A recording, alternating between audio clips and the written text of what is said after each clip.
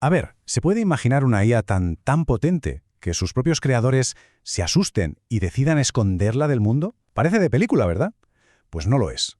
Hoy vamos a analizar la historia de Vibe Voice, un proyecto que fue una auténtica revolución y que desapareció casi de la noche a la mañana. Como un fantasma, sí, que nos dejó con un montón de preguntas sobre hacia dónde va todo esto de la tecnología. Y es que, literalmente, de un día para otro, ¡pum!, se cortó el acceso. El 5 de septiembre de 2025, los desarrolladores cuelgan este mensaje que es de todo menos claro.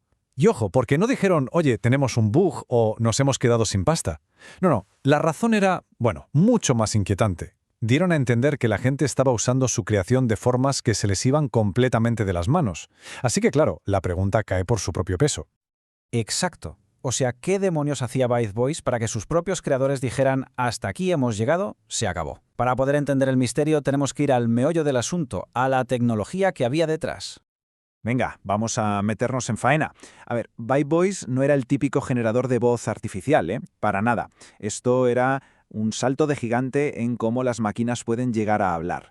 Pero para entender bien lo revolucionario que fue, tenemos que empezar por lo básico, por los cimientos.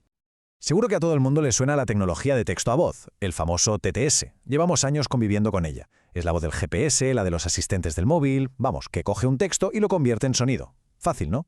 Pues sí, pero la historia nos dice que siempre ha tenido unas limitaciones muy claras. Y aquí es donde se ve la diferencia abismal. Por un lado, el TTS de toda la vida, que suena, a robot, y que vale para frases cortitas. Y por otro, Vibe Voice. Esto ya era otra liga. Estaba pensado para generar conversaciones enteras, largas, súper fluidas y encima con hasta 4 personas hablando. Y cada uno con su voz, sin que se mezclaran, imitando un diálogo de verdad.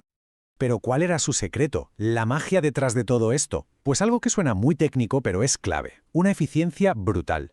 Funcionaba a solo 7,5 hercios. A ver, para que nos entendamos, esto es como si en vez de pintar un cuadro con todo lujo de detalles, la IA solo trazara las líneas más importantes. Y gracias a eso podía generar conversaciones larguísimas sin despeinarse, sin necesitar un superordenador. O sea, un avance de locos. Y claro, con esa eficiencia se abrieron unas puertas que hasta entonces parecían cerradas con 7 llaves, capacidades que sonaban a pura ciencia ficción. Y es aquí, justo aquí, donde la historia de Vibe Voice se pone de verdad increíble. 90 minutos. Repito, 90 minutos. Hay que pararse a pensar en lo que significa esto. No hablamos de 90 segundos de frases sueltas, no. Hablamos de una conversación de hora y media, sin cortes, coherente, natural.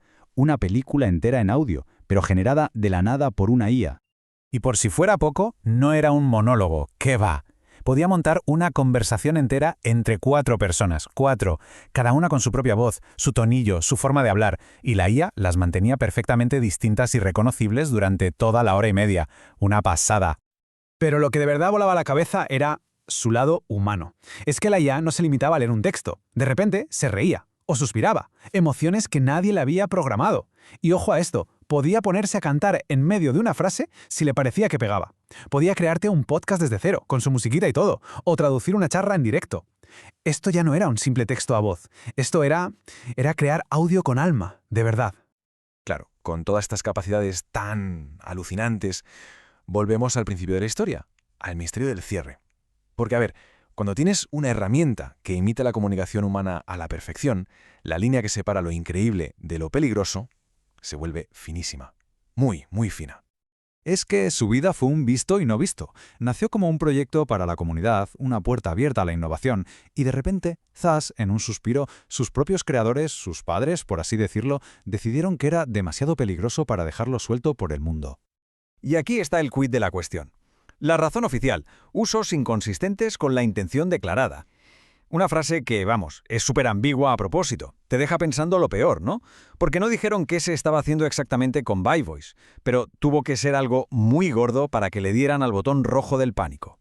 Y fijaos en esto, que es muy importante. Para justificarse no hablaron de fallos técnicos, no, hablaron de ética. Se escudaron en sus principios sobre el uso responsable de la IA. Y esto lo cambia todo. No es que quitaran un juguete roto, quitaron uno que funcionaba demasiado bien. Tan bien que alguien lo estaba usando para algo moralmente inaceptable.